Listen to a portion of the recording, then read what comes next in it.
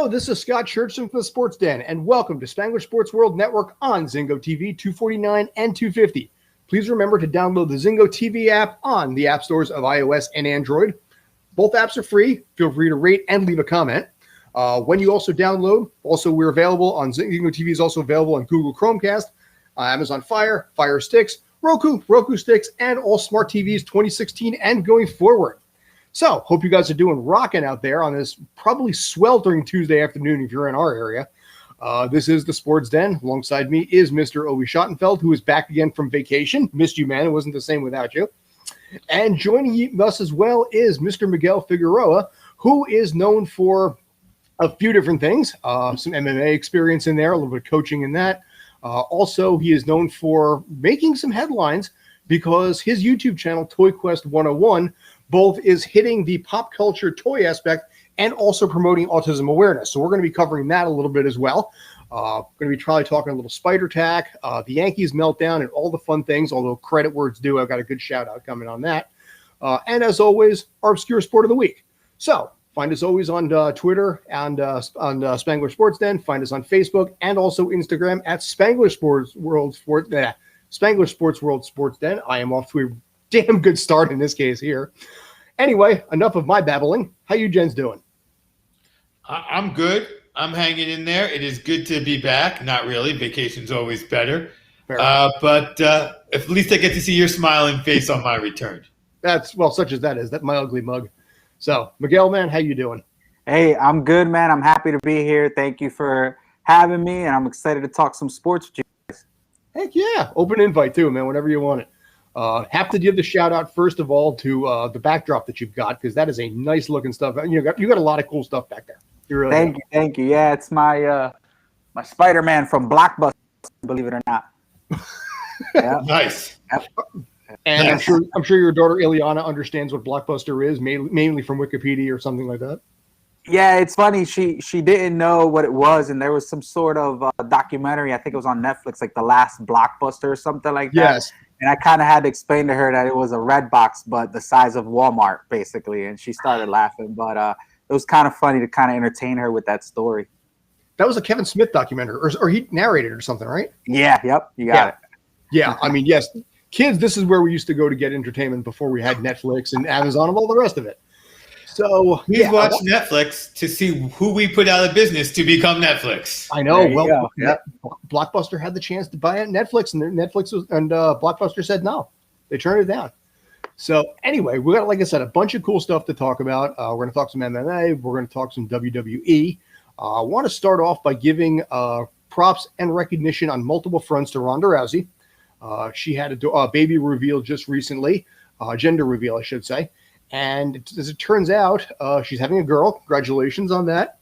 That's right. She made that announcement via basically a Pokemon video. I'm not sure you guys heard about this, did you? No, I did not. Ronda Rousey is a huge Pokemon buff. She loves Pokemon. And the video that she had, her and her significant other walking down, and they announced it via a Pokemon evolution.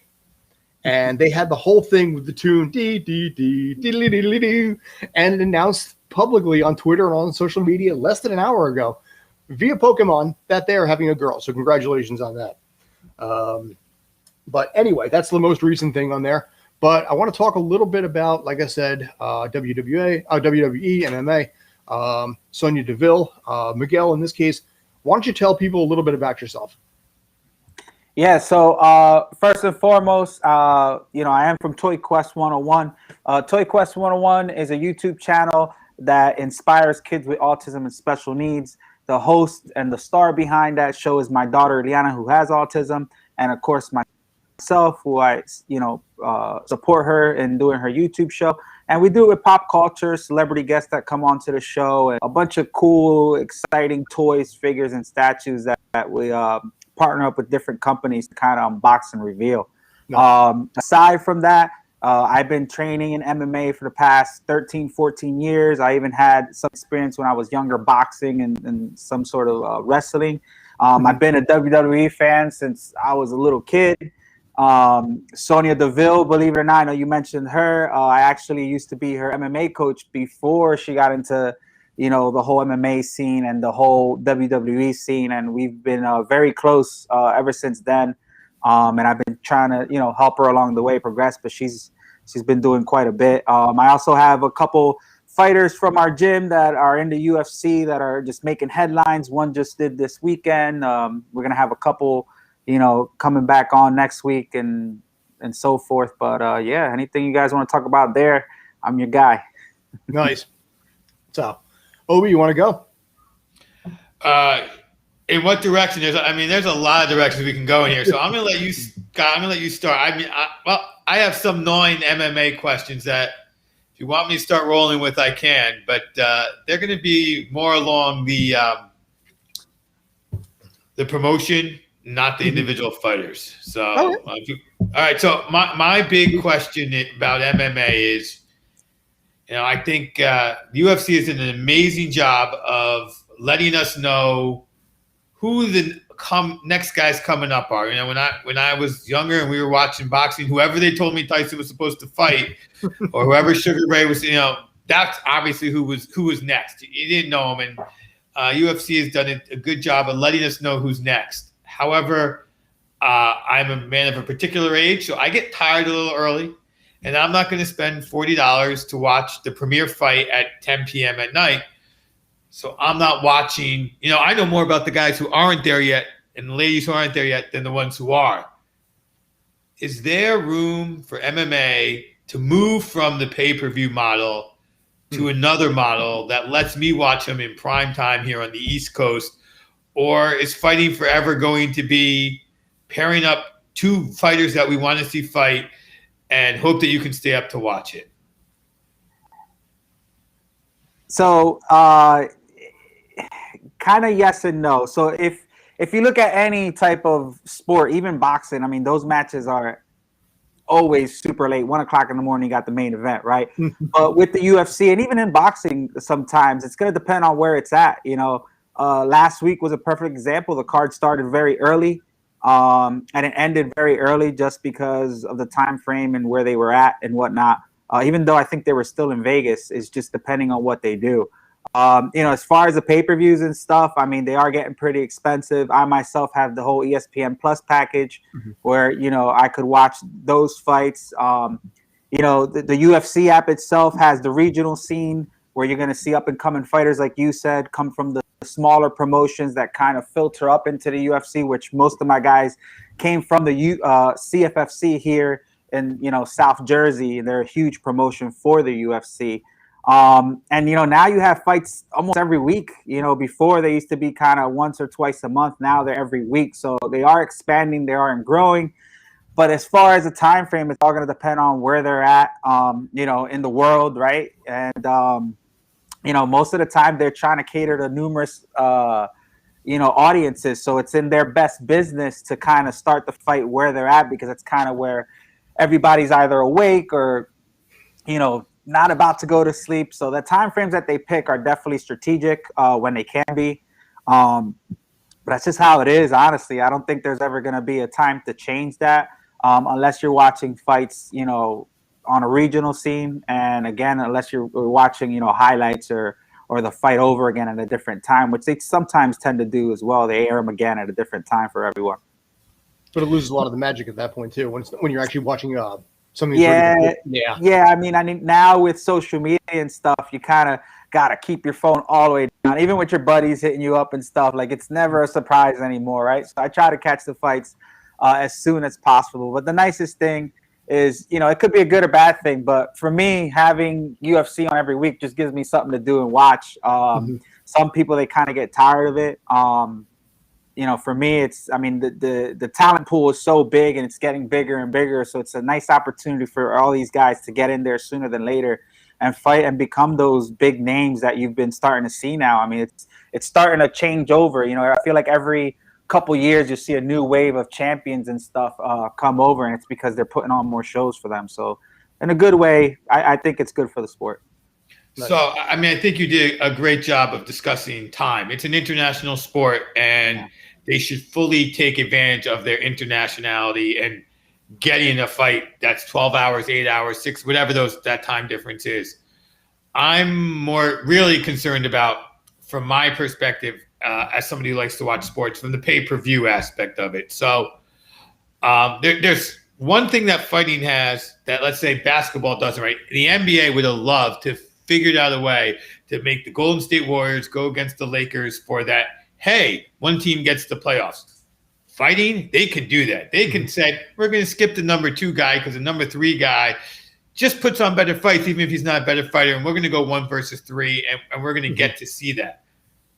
But sometimes I wish they'd say, all right, these are top 8 guys. We're going to set up a tournament, and every weight class will have one fight of its tournament every two, whatever it is.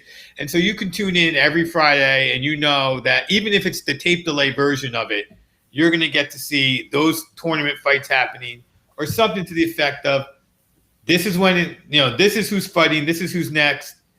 I mean, I do love that there are fights more and more often. I love that the Ultimate Fighter's back on, because that's what got so many people into it to begin with. And it does give you something to fight, but watch. But to me, I guess I'm cheap, and that $40 a fight, especially when it was $40 and you're watching alone, right? Like pre-pandemic, it was everybody has that friend or two who's like, I'm buying the fights. Come on over, just bring a 6-pack and you'll be welcome. And then you're like, I want to watch alone. So I'm hoping that somewhere the pay-per-view model can either get reduced, although there's a lot of money in it for it. It's hard, ESPN isn't going to pay as much as a pay-per-view possibly. I feel your pain. Listen, I don't got $60 every week to pay on a pay-per-view. So I can tell you what I do. I mean, I go out to the bar, the sports bar, Tilted Kill, wherever, and pay $20, get a meal, and watch the fights with my friends. I mean, I think that's the only way I could probably watch them, because I honestly can't afford it, right? Right. As far as your tournament style goes, you got Bellator that does tournament style fights sometimes for like just a totally different belt, and I think that's what differentiates them from the UFC. But at the end of the day, it's whatever's going to make them money, right? And I understand, it could be hard for us to buy that pay-per-view every time, but it's one of those struggling battles where it's like, I really want to watch this fight. Do I want to pay this much money? To be honest with you, I only paid for maybe a handful of pay-per-views, and I had everybody over for them. It wasn't just something me sitting there watching because I felt like it was a waste of money. But if I could entertain somebody or a group of friends, make a night out of it, a little bit worth it, right? But yeah, I just go out, watch the fights at a local bar, enjoy the nightlife and everybody. I always like a pumped up crowd, when somebody gets knocked down, or you get that underdog coming back out of nowhere, and the crowd screams. I like that. I don't find myself screaming by myself in my house. I tend to look at myself like, oh wait, you know what I mean? I just got to ask this one question on that front. Obviously, you're one that gets excited and fired up by this. Floyd Mayweather recently came out. I mean, this is boxing, but he came out and announced that he made $100 million in the exhibition. Yeah. Any thoughts on? I mean, obviously, you wanted, like I said, knockdown, drag out, that kind of thing. That match was basically 2 guys hugging for 24 minutes. To the tune of about $120 million, respectively, in their pockets combined. That's one of the big things that I think is different now when it comes to things like MMA. It is, I mean, grappling is a big part of it. Jiu-jitsu is a big part of it. But it's so much less of what boxing is and a lot more of what, the face-to-face aspect of it and going at it. And I think this is part of the problem that boxing has. While it is a good draw and pay-per-view obviously pulls in great numbers when, somebody like Mayweather fights, it loses a lot of luster because of the fact that if you especially go on Twitter, you see people spending more time ripping on the fight than they do really enjoying it. So that's an interesting fact, because I got called on to a couple podcasts to talk about Jake Paul and Mayweather and, Ben Askren and all those. And I'll tell you my honest opinion on it, right? So boxing has been around forever, obviously longer than UFC. They know how to pay their fighters. Unfortunately, throughout the years, I think boxing has watered down to the point where you're not seeing those great matches that they used to have back in the 90s where, you're going to fight the best guy no matter what. There wasn't really that many politics behind it, which is kind of why I strayed away from watching boxing as much. Now when I watch boxing, I just watch those big names, right? The problem with the UFC is they got great talent, totally different sport. I think it's a different type of sport, right? Because it's mixed martial arts, so it's all kinds of different types of arts and backgrounds. But they're not really paying their fighters. So one of the questions that they asked me was like, "Hey, do you feel embarrassed that Ben Askren lost to Jake Paul?" And the answer was no. I actually was very proud of Ben Askren because he literally was in there for 30 seconds and got the biggest payday of his life. I would have done that too. What I'm upset about for my MMA community is the simple fact that he got paid that much money. And in the UFC, he's never made that much money. And I could tell you a handful of UFC fighters, obviously, that are not the Conor McGregors, the Ronda Rouseys, anywhere up there, Khabibs, that really don't get paid that much money. A lot of people don't realize that the average fighter that starts in the UFC gets paid between $6,000 to $15,000 for his first couple fights under the contract. It's when you start going up and getting those. It used to be Reebok, now it's I think with Venom, where you start getting those pay-per-view buys and all that, unless you have some sort of performance of the night award. But right now, the UFC's feeling that pressure, even though White's trying to act like he's not. You're going to start seeing all these fighters going over. Tyron Woodley's about to fight Jake Paul now all of a sudden, right? That's going to be the biggest payday of his life. And everybody's like, oh, it's a joke. I was like, it's not, because at the end of the day, I would have done the same thing, Yeah, all of us would have. I think we talked about that. As far as the brothers go, I can't stand them personally. But they're smart. You can't listen. For him to say, I fought Mayweather and stayed there, whether it was fake or not, I fought Mayweather and did that and made that much money, good for him. You know what I'm saying? So I don't hate on that fact. But it's two different sports. I do wish that the UFC would find a way to pay these fighters a little bit more, because you don't understand, man. I mean, the amount of training, the traveling, the stress level, you got to pay your coaches. The UFC only pays for, I don't know if it's changed, but they only pay for 1 or 2 coaches. You got to have like 3 or 4 in your corner, plus your training partners, things like that, expenses. They pay for the airfare or whatnot, but there's other things that go into it. So I do feel there's a big difference in the sports. I do love a lot of things. I love the pay factor in boxing, but I love the performance part in MMA. But you're going to see, and I called it the first time around when Jake Paul and Ben Askren fought, I called it. You're going to see more UFC fighters going over and doing this boxing event. And although people think it's a circus, it's going to happen. Anderson Silva just fought, Chavez's son.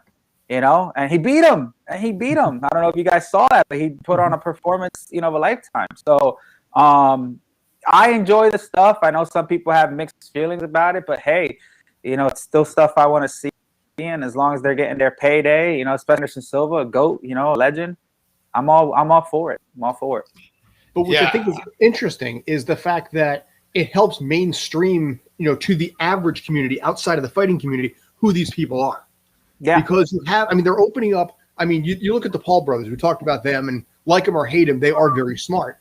But they're also generating attention to whomever they're fighting and giving that person a new lease on life or credibility they never had before. It is a very almost like Apollo Creed, Rocky Balboa in a different way, sort of a setup where you have these people that are not really well known outside of the fighting community suddenly being very mainstream, and you've got millions of people. When that fight with Mayweather was going on, it was on Twitter. Somebody actually live streamed it on Twitter. That live stream alone had 27,000 viewers simultaneously. And that was the tweet itself, not counting pay-per-view. So like I said, that you can basically build to greater credibility. Going back a bunch of years to talk about Peter McNeely. Nobody heard about that guy until he lost to Tyson, and then he started mocking himself and lampooning himself in commercials. Right. And that's the kind of stuff that a lot of the UFC guys, and you talked about that, they can get their credibility. Because in the fighting community outside of the boxing world, Conor McGregor, arguably to the mainstream person, is the only one a lot of people know. And a lot of that has to do with the fact he's doing commercials on TV. Yeah, I agree. Yep. I think a lot of that, though, goes back to the dirty politics, if you will, of boxing. But having the WBC, the WBO, the IBF, I don't even know who's out there, that alphabet means that there's competition to get those boxers, right? We've seen boxers give up a title from one organization to fight for the more money in the other organization. UFC, as a business entity, has stamped that down. We've heard of Bellator. but nobody thinks of Bellator in the same until Bellator can become stronger. UFC and Dana White is they're not going to pay people until they have to pay people. And the funny thing is, it's going to be Jake Paul who can throw $20 million at somebody. And when he gets, the next great guy, I mean, we're here to talk about WWE. Yeah, but we're here to talk about WWE as well. And now, my goodness, his name's escaping me.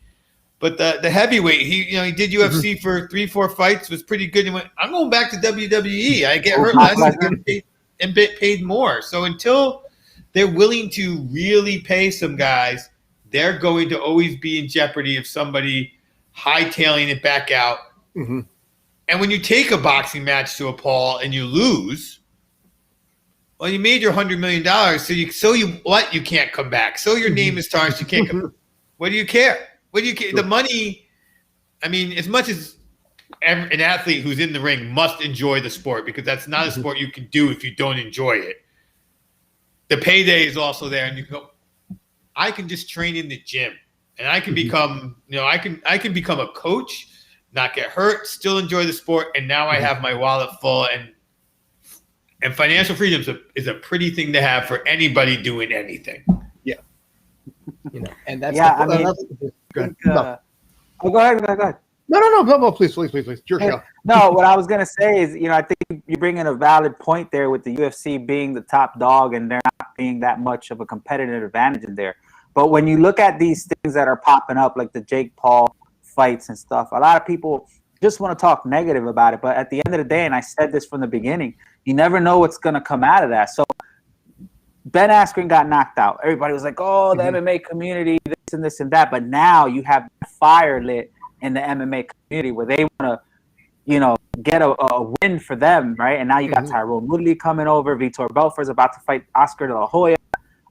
You got all these guys coming over, making a payday, which is fine. But now there's a little heat behind it, which, again, to your point, is going to bring their name up at a higher level for, the mainstream media to see and stuff. And although people hate it, I love it. You got to build your brand in the sport now. It's not like before. And although UFC does a good job building these guys' names, but Conor McGregor is a perfect example.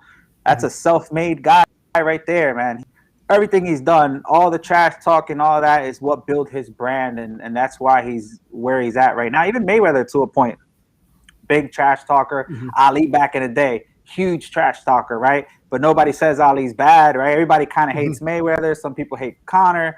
Ali was the first one to do it. Trash talk all the time, So I'm okay with the trash talking and stuff and building your own brand. I really don't mind it. Let's not forget Ali was hated to an extent back in the day, but but history has a way of rewriting itself when you come out and you have that swan song. But this is very true. And the other thing, like, there's a lot of people who aren't in the MMA community but like MMA. They go, well, why won't Floyd come and fight in MMA? Because because UFC is not going to pay Floyd $20 million to come and fight. And so Floyd's going to be like, no, thank you. And I do think the MMA guys, pound for pound, are at a disadvantage in a boxing ring, because I think that boxing, not that it's a harder sport, it's a more precise, there's less skills involved in it. So it's more focused and becomes harder to compete in. You're training longer in it. MMA is a wider set of skills. So because it's more rounded and you're not as specified, catching up to a boxer in that arena is going to be hard. Where I think a boxer coming into MMA, we've seen great strikers who can just learn to protect themselves from takedowns. So is it possible for a boxer of Floyd's level, of Tyson in his prime level, to come in and be like, all right, I just spent my time learning to defend takedowns. And it'd be amazing to watch. But they're not going that way because UFC isn't paying them $20 million, but WBO is. But that's what I wanted to ask. The transition from one style to another. I would imagine boxing to MMA is probably more difficult than the other way around in theory. But I wanted to get your take on this because so much of MMA and UFC is programmed to use the legs as a weapon and the elbows as a weapon. You've lost that. How difficult is it to transition from one to the other? Yeah, that's a really great question. And I don't think there's a right answer to it. I'm gonna tell you why. So boxing is mainly stand-up. It's the art of stand-up, right? Boxing is a very difficult sport. Just because it's one style doesn't mean it's not difficult. Mhm. But you got to realize after doing it for so many years, there's levels, man. Mhm. There's levels in boxing, right? You could take any UFC fighter and put him up against a good boxer. Listen, Oscar De La Hoya was trying to get GSP to fight him, right? And I'm a huge MMA fan, but I'm gonna tell you right Mhm. now, Oscar De La Hoya will smoke GSP, and a Mhm. lot of people are like, "No, he won't." I'm telling you, yes, he will. It's levels. It's different Mhm. now. On the reverse side, you bring Oscar De La Hoya over to MMA, I'll tell you, you could put a person who's not even ranked, and they'll probably destroy Oscar De Mhm. La Hoya. It's really difficult to kind of capture who's gonna do what, right? So I'll give you a perfect example. James Toney, great boxer, came over to the UFC. Randy Couture ran right through him, Mhm. right? But then you got Holly Holmes. Holly Holmes wasn't an MMA fighter; she was a kickboxer. Boxed for a while, came over, transitioned, became champ. Mhm. Clarissa Shields, huge boxing phenom, just came over recently, won her debut. Wasn't in the UFC. I think it was in PFL. If I'm not mistaken. But she did a fantastic job, and she fought a game opponent. Now, it wasn't the best opponent that she could have probably, against. No, I think it was a very stylistically good match for being her first opponent. And you're gonna see Clarissa Shields. She's determined enough, young enough, powerful enough, and training with the right people to be very successful in the UFC. But there's a lot of different transitions that work out, and there's some that don't. So it really depends and falls on where you're at in your career and what kind of if Lomachenko goes over to the UFC, I think he'll do a good job. He has some sort of MMA style background, even though he's primarily a boxer. You know what I mean? But if somebody like, Oscar De La Hoya or even Mike Tyson, I even put Mike Tyson in the mix, the baddest man on the planet. If he goes over to the UFC, even with somebody at his time like Randy Couture, that would have been a tough fight for him. I wouldn't say he wasn't going to be successful. And then you got people, talking about WWE. I think you mentioned Brock Lesnar before. I think that was a name you were looking for, if I'm not mistaken. You are Brock correct. Lesnar was a wrestler. He had, great wrestling pedigree back in college and high school, and he came over to the UFC and dominated just because he was huge. It's just he's athletic. There's different factors that go into it. And Bobby Lashley, another one that was a wrestler, but went into the MMA, had a good run. So it really all depends on timing and all that. As far as the transition goes, I don't think I think any sport that you're in that has to do with mixed martial arts, whether it's boxing, karate, jiu-jitsu, you have a foundation, you have a respect for the fight game, and you realize and know what it takes to get better. And a good mixed martial artist is gonna study their opponent and figure out what the game plan is. I'll give you an example. If I'm fighting Khabib, I don't want to get taken down. Khabib's going to maul you, right? I'm going to try to stand up as best as I can because I do not want to hit the ground with Khabib. If I'm fighting Conor McGregor, we know that he's been not so successful on the ground. I'm going to try to take Conor McGregor down. I don't necessarily think I'm going to stand up with him. So it's a number of factors that's going to weigh in on whether somebody's going to be successful or not. I think no matter who you are in the fight game or where you're at in the fight game or what sport you're in, I think you have the ability to do so and appreciate the sport and respect the sport. It's when you don't respect the sport and you go over to another world that's not yours, then that's when you're gonna, get mopped all over the floor. But I think it depends on who it is, and I think anybody could be successful where you go. Do I think there's more strategy and more things to worry about in mixed martial arts? Absolutely. But I don't want to take anything from boxing because boxing is just a whole other art, and it's just amazing. And it's a difficult sport, but after so many years of doing it, like I said, there's levels to it. I mean, you see the levels in the UFC, right? Of different caliber wrestlers, the Khabibs, the Daniel Cormiers versus somebody like a Clay Guida who's still good, but he's not on that level. So I know that doesn't really answer the question, but it kind of gives you some sort of insight of where it could possibly stand or how successful somebody could be moving from sport to sport. Nice. I think you said a couple of interesting things that I think are important that we reiterate. I mean, we have to remember when UFC 1, it wasn't mixed. It was mixed martial arts, but it was style versus style versus style. Mm-hmm. Now there is nobody who is one style. Right now, mixed martial arts has become its own brand of martial arts. Yes, everybody has their strengths that they try to make even better and their weaknesses that they're trying to shore up. But people came from specific backgrounds, and now people. I mean, there's mixed martial arts studios for kids to jump in today, where they're going to do all the different training. And then the other thing you said is, I think has that now. Yeah, Yeah, it does. Right. And so, I mean, and I had an experience where I was training Taekwondo, but I had a high school wrestling background, and this was in it wasn't even the aughts yet. It was the late 90s, and I was taking Taekwondo with a guy who wanted to get into mixed martial arts, and he would bring other guys in. And my sensei in Taekwondo, I couldn't hit him. Like I couldn't hit him. Like you talk about levels. But he opened it up and he said, "Oh, we're going to do mixed martial arts all of a sudden after class sometimes. And you want to stay around? Sure."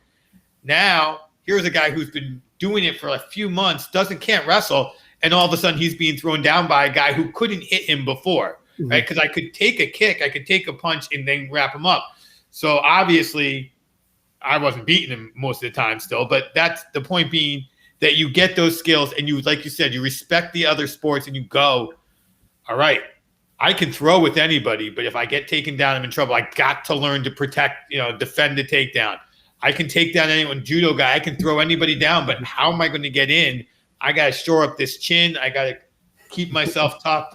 So I think that's incredibly important when you talk about the transition. And then, like I was saying before with boxing, I now do a sport called Kumdo. It's sword fighting. Mm-hmm. And when I tell you there's 4 strikes in the total sport, there's only 4. And yet when I go up against a guy who's an 8th level black belt, somehow it looks like I'm fighting a guy who has 50 strikes. And it's those different levels. And it's exactly what you said in boxing. There's 8 punches, but the combination of those 8 punches, the timing, and like you said, you can go from sport to sport. Even you can go from boxing to basketball, but you got to respect the sport if you're a good athlete. You're 100% right. All that to say, you're 100% right. Thanks. Yeah. Cool. So I personally would love to be able to continue this. So Miguel, consider this an open invite. We're going to have you back. I'd love to have that. Obie, I'm sure you have no problem there either. No. We do have other things we got to go into. I do have to cover the obscure sport.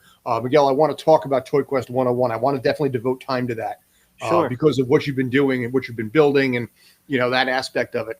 But I want, as always, you can find the show on Twitter at Spanglish Sports Den and on Facebook and Instagram on Spanglish World Sports Den. Check out the videos. I usually have history.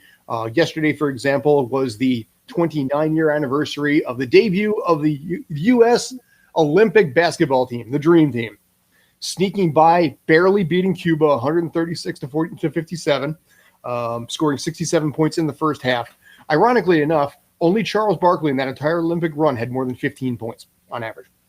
But check them out. Like I said, the videos are on there. The history is on there. So joining us today is also Miguel Figueroa, former MMA trainer, coach of Sonya Deville prior to when she went to WWE. So props to that. And creator of Toy Quest 101, a 119, possibly 120,000 subscriber channel, which devotes to geek stuff, pop culture, nerd stuff, cool stuff, and also promotes autism awareness as well. So we're going to come to that as soon as we're done with this next segment, which is time for the obscure sport. So neither one of you guys have actually seen this, as I try to do.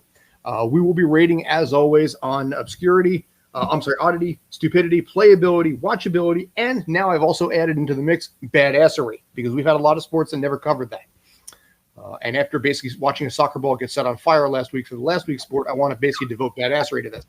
So the good Mrs. Harari, if you can pull that up, I want to be able to cover in this case.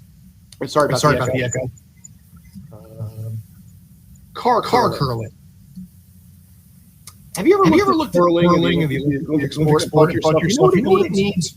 Vehicular accident.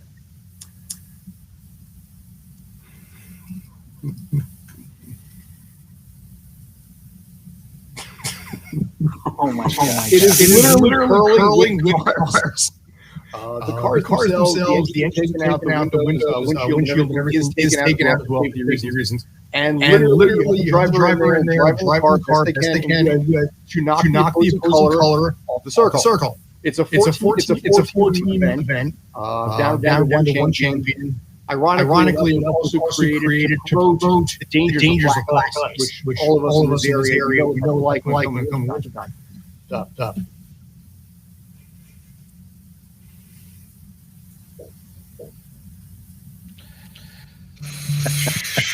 Oh, nice. They do declare winner, Michelle. And to the victor the spoil. All right. So apologies by the way, Chico. I'm going to work on that and figure out what's going on there. But as always, like I said, we are going to cover it on oddity, stupidity, playability, watchability, and also, like I said, now added to the mix, badassery. So, Obie, do you want to roll off first here? Sure. So, we're going to hit this oddity only a C, because anytime you take an existing sport and just change it to be a little more dangerous, it's not that odd. It's what we do. We take a sport, we drink some beer, we make it more dangerous. So, oddity is only a C. But obscurity, we're going to jump that right up to an A. When I first said obscure sports, like I was talking to you about, like we should do a day about curling, and now we've upped it to car curling. Absolutely an A for car obscurity. Curling, hold my beer. Yeah, exactly. Playability, I'm going to give it a B. It's probably a little higher than it should be because I don't know where I'm going to get the cars to do it. The mechanic to take the engines out. I didn't know if you said they had brakes or not, which in curling, that's probably no brakes, just steering. But I mean, it looks fun. So I'm going to say playability. Watchability, I'm going to give it a C because I do think that it will begin to drain on you. Curling itself begins to drain on you. You try to watch a whole match, like it's the Olympics, and then you're like, why am I still watching this? I think car curling would be the same. I think it would actually be better with a little brakes so that they would have more control over controlling where they knock things. And badassery, I'm gonna let it come in as a C as well, because I'm just if they had the engines running, then it would be an A for badassery. But just as a crash up derby without engines, it's like a C. Okay. And I don't think it makes it onto any of my lists, so we're gonna leave it off the lists. Okay. The list of whether it's a sport or not, whether it's all this kind of stuff. Oh no, I would say it's probably a sport. It seems to have a definitive scoring system and a good risk of injury, so I like it as a sport. Reminds us of the time basically in Boy Scouts when we used to have to actually push Mr. Rick's van up the hill in snow and around the Catskills. Yes, absolutely. Miguel, I'm going to save the best for last in this case. If you want to take a couple minutes to give it some thought. For me, oddity, I'm giving this an A- because frankly, we all know curling. It's an Olympic sport. It's pretty well known for its own level of obscurity, but I have never covered anything and never saw anything when it came to using cars. So I'm giving it a modest A-. Obscurity or stupidity, if you want. I'm giving that one a B. I think it's actually, you know what? I'm going to drop that. I'm going to drop it down to a D from the stupidity standpoint, because this was designed as a promotion to raise awareness towards black ice. And for those of us, in the Northeast, Mid-Atlantic area, snow is a problem. Ice is a problem. I've had accidents before. I actually once caused $10,000 worth of damage to 2 other cars because of black ice, and I was only going like 15 miles an hour. It was just a really dumb thing that happened a bunch of years ago. So I give it a low level of stupidity because I like the concept and I like what they're trying to do with it. Playability, give it an A. It's bumper cars with bigger cars. And I like the idea of doing it. I like the fact that I'd love to be able to just try it. I wouldn't be so crazy about trying to push the car on ice, but I would love to be the one driving it. Absolute A for me. Watchability, I think B-. I think after a while it gets a little old just because of the fact the cars aren't going that fast. And, they're not, it's just cars bumping into each other. Badassery, C- if you're driving, A- if you're pushing. It's something that I think if you're the guy pushing, it's so easy to slip, fall, hurt yourself. possibly, God forbid, don't let it happen, knock on wood, you actually get an arm stuck underneath the tire. That is a possible concern there. So from a badassery standpoint, like I said, if you're a pusher, you go higher. Miguel, how about you, sir? All right, so I got so many questions for this, but Please. So the regular sport, what is it called again? Curling. It's an Olympic Canadian sport. Right. Is that the one where they they brush the ice to make it go faster or slower? All right. So my only thing is I don't know if that's happening here or not. I don't know if there's a different type of trend on the tires. I have no idea. Right. So as far as stupidity, I'll start there. Yeah, I'll give it the highest grade there because I think it is dumb, but it's a fun dumb. It's not a bad dumb, right? As far as watchability, it depends. I mean, those are the things that get millions of views on TikTok, even if they watch it once, right? Or social media.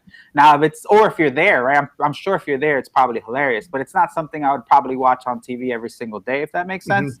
But that will probably go viral for somebody. And I think the fun part is watching those people fall or maybe, how somebody could pull off a win, right? And I noticed they're all the same type of vehicle too, so maybe that has something to do with the way it's scored or the way the car goes down the ice. What are the other categories again? Basically, we also have oddity, watchability, oddity, stupidity, Obie said obscurity. You and go back and forth. So Miguel, pick whichever one you want. Playability, watchability, and badassery. Playability, I mean, I'll do it. I would get in that car or push one of the two. I mean, I'm competitive in anything, so I'll give that a B. Watchability, I'll give it a B as well. The first one, I'll give it a C. The stupidity, I kind of already graded on. I think I got them all. I think it's dope. I mean, I don't think it's the best thing. I thought it was funny to watch, but if it was me at home watching, I'll probably watch it a couple times. It'll probably get a couple hits on social media. But hey, it's fun, man. If it's promoting something that needs awareness, why not? Especially in Russia, they, obviously it's a big issue over there. Right. Now, you guys may not know this. Obie, you were away. Miguel, I don't think we talked yet. But last week I had one it was in Indonesia that was celebrating the beginning of Ramadan. It was a whole big festival aspect, festival environment, where they take a coconut, hollow it out, and literally set it on fire. And then what they do is they play barefoot soccer with it. Injuries are usually kept to a minimum. Burning is kept to a minimum, but it is regular soccer rules, including, throw-ins, kicking the ball barefoot with a flaming coconut that was lit up in kerosene. That one, as far as the badassery goes, an absolute A+. There's no way around that one. I'd be terrified to do it. But yeah, this one ranks a little bit lower. Props to co-host Rob Stats, who's on set right now. This was one of the ones from his list that he sent us a few weeks back. So I pulled that one out of the list this morning. So credit where it's due, Rob, wherever you're at right now. Thank you for, like I said, car curling. Okay, so we got about 10 minutes left at this point. Again, find us on Twitter at Spanglish Sports Den, and also on Facebook, and also on Instagram at Spanglish World Sports Den. Miguel, I want to talk a little bit about this. Like I said, this is a priority big time, because without Toy Quest 101, you're not here right now, as it ends up happening. So I want to talk a little bit about the story, about how the channel, came about. It is a heart-wrenching one. When I read it, frankly, I'm proud enough to say it, I was in tears. I was just absolutely in unbridled tears reading this story. There's the YouTube channel itself. Thank you very much. Appreciate that. But take us through it. Take us through the story. Take us through what you guys do, and the cools of it. Yeah, so I appreciate the kind words. I mean, it really means a lot because we've come a long way.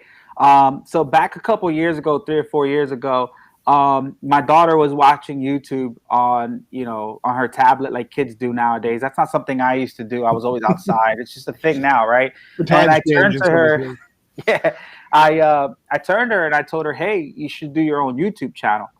So she got real sad and she turned off her tablet. And when I asked her why, she said she couldn't do it because she had autism. So I wasn't expecting for her to say that, It kind of broke my heart as a parent, and growing up with a child with autism, luckily, Ileana's on the lower end, but the autism spectrum is so big. There's different families out there, different, spectrum levels that your child could be. It's not an easy thing. So when she told me that it honestly broke my heart. I almost didn't know what to do. And, the only thing I can do is prove her wrong, right? I wanted to show her that no matter what she sets her heart on, that she could do it. It's autism shouldn't be a roadblock to accomplishing a dream or a wish or even a small goal, right? So at the time, I grew up with pop culture. As you can see behind me, we got the Spider-Man and all this other cool Marvel memorabilia behind me.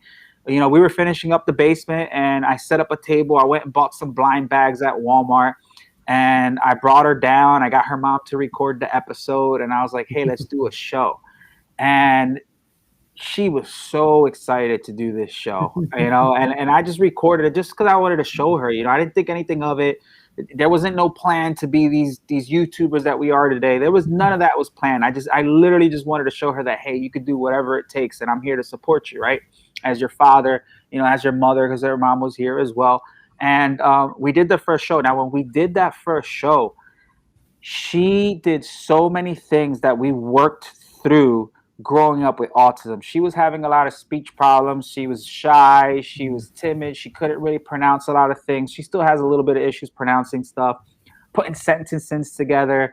There was a lot of struggle growing up, but that little episode brought so much out of her. And you could tell that she was just trying as hard as she can to be that YouTuber, to be that show that she watched on that tablet. So when that episode got done and we finished recording, me and her mom kind of looked at each other like, what just happened, right? And we were so proud of her and so thrown back on how well she did just based off of a, small little episode that we did in the basement, right? That we looked at each other and we said, you know what? Maybe we should continue to do this to kind of inspire other kids or families out there that are going through the same thing. Now, fast forward till today, we have about 120,000 subscribers. We have over 57 million views. We have the YouTube award right here, which solidifies us on YouTube, which is a huge accomplishment. Again, something we never thought that it would happen. It wasn't like we planned this out. And we have celebrity guests come on the show all the time, from anywhere from the sports world, WWE, UFC, boxing. We have celebrities like DMC, Sean Ryan Fox from Nickelodeon.